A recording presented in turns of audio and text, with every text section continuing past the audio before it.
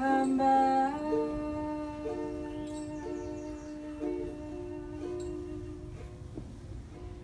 Come back.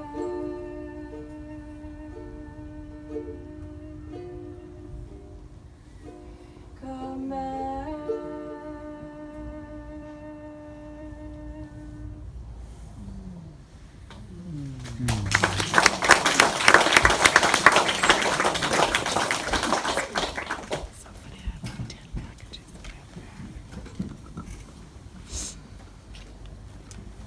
Long, long ago, in the very first garden ever created, there was beauty and harmony, peace and abundance.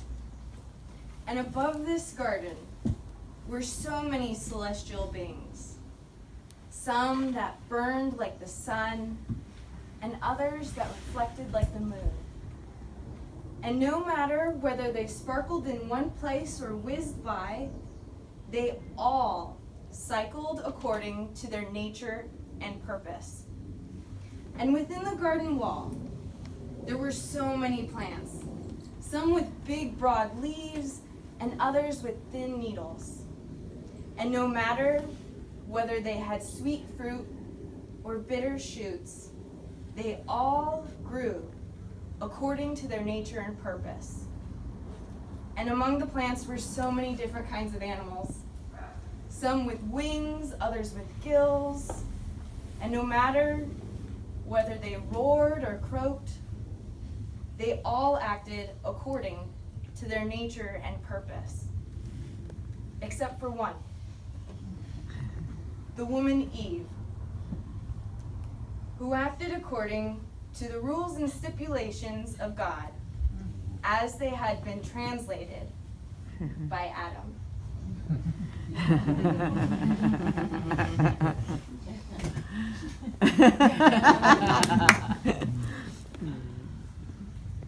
It was like any other morning of 6th grade. I was so excited to check on the classroom ecosystem. I made sure the birds had seed, the reptiles had grub, the plants had been watered, the thermostat and the lighting were just right. And then I sat at my desk and waited for classroom worship to begin. You see, Mrs. Chafee, with her straight blonde hair, usually began morning worship with a story of God's love. But this morning, she began detailing the dangers of the Harry Potter trap. How in opening these books, we were cracking the door open to the devil so he could reach a toe in. And that's all he needed. He would do everything in his power to keep us from God's everlasting life. I already knew about the Harry Potter controversy. I had avoided the entire conversation by avoiding the books. However, the reasons Mrs. Chafee gave sounded really similar to other fantasy titles I had been reading. And if Mrs. Chafee was correct in the magnitude of danger involved, I had been meddling with hellfire for quite some time.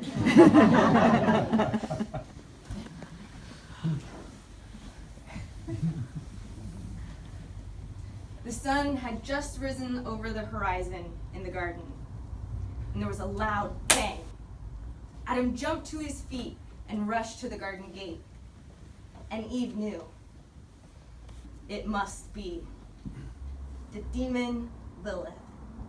You see, there had been some suspicious activity, some problems with the wall around the garden.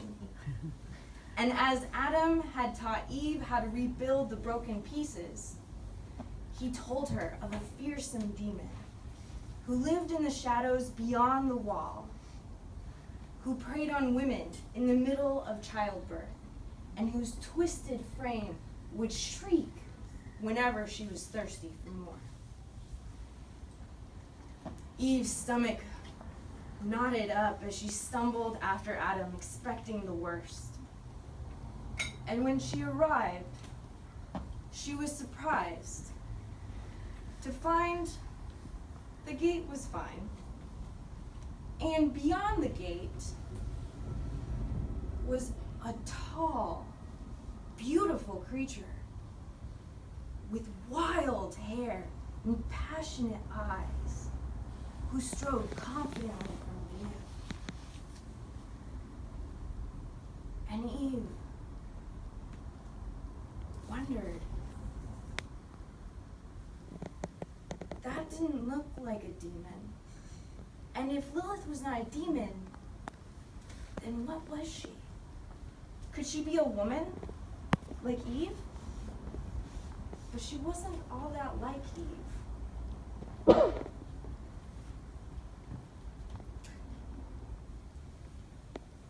It was my very first college class. I was so excited. I had been waiting for this moment for years. I was going to become a pastor, even though women were not ordained in my church. I arrived early, picked a seat in the front row, just off center, pulled out my fresh new notebook and titled it, Jesus in the Gospels. Eventually, Dr. Harwood,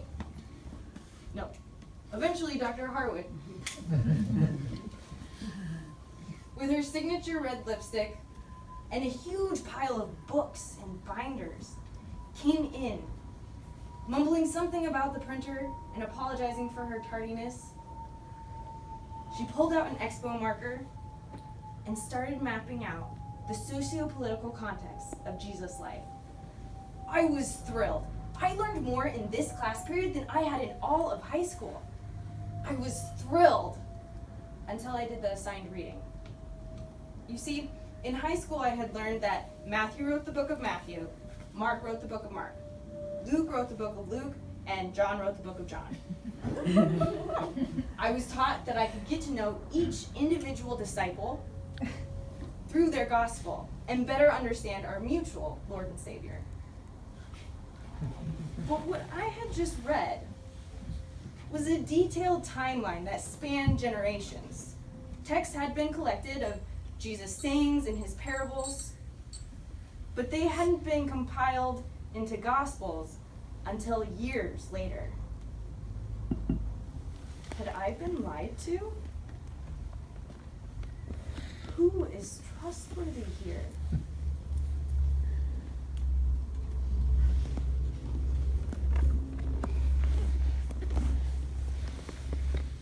Eve was on an afternoon stroll through the garden when she came upon a very large, very old apple tree. And one of its branches reached over the garden wall. She did not think twice before she climbed up the tree, across the branch, and dropped on the other side.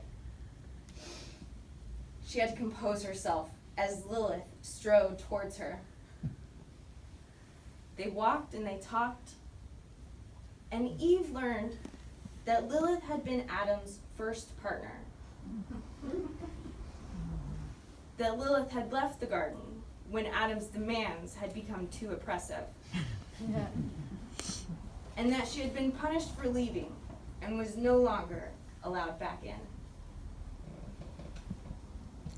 Eve had a lot to think about, even after she and Lilith parted ways. She took her time coming back to the garden. And when she returned, Adam had noticed her absence. And he also noticed that the hair she usually wore bound was now loose around her shoulders. And he was worried.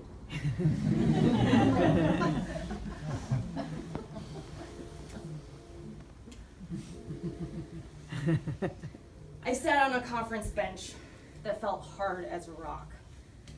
Next to me sat Dr. Holoviak with her usual turtleneck sweater from the 80s. She had been my advisor through all of undergrad, helping me navigate a church dominated by men. Since then, I had attended 4 additional years of graduate school. I had published articles, led workshops. I had even become a pastor. After graduation, I proposed a class to my alma mater titled Feminist Readings of Genesis 1 through 3. Dr. Holoviak was thrilled to accept my syllabus. Oh, and I was excited to teach. But that's not what we were talking about right now. Right now we were talking about my marital status. You see, I was living with a man I was not married to. Dr. Holoviak proceeded to explain how I would inevitably be found out. How she would not be able to do a single thing to protect me. And concluded with a plea. Think about the students. How confusing it will be for them to discover that their beloved Bible teacher is secretly living in sin. Do you even believe in God? I was livid. A moment before, I was this woman's ally, and now my loyalty and contribution was being questioned? Why? Because of the way I love? Or because association with me might tarnish your reputation? I left without saying goodbye. I was angry at Dr. Holoviak. I was angry at the church she worked for, and I was angry at the God she served. I was angry for so long, and no one seemed to understand. And that's when I knew I needed to return to the garden. And you may not believe me, but when I entered this garden, there were purple, star-shaped flowers that called to me. And you may not be familiar with the language of plants, but she spoke with me. And I returned day after day, every day, because she understood. And as I watered this plant forage, my anger melted into grief. And as I picked her blooms, I discovered inherent value within. And as I drank the tea I had made with her medicine, I found the courage to forgive myself for everything Dr. Holoviak and the church could not. And then I was free. I was free to be entirely me. I was free to have my own relationship with the divine.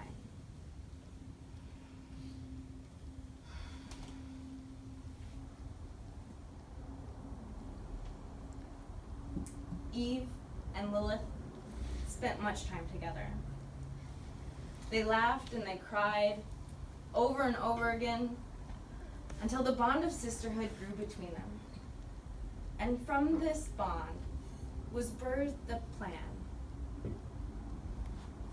Some say that it is in the empty spaces between the letters of the Torah, between the words, where some stories are found.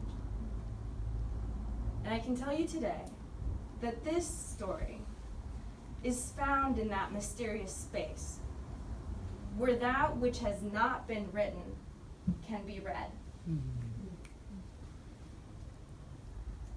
Eve and Lilith came back to the garden together, hand in hand.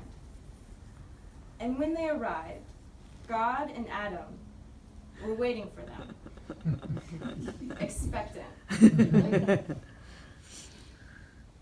And it was when Eve and Lilith finally had the chance to walk and talk with God for themselves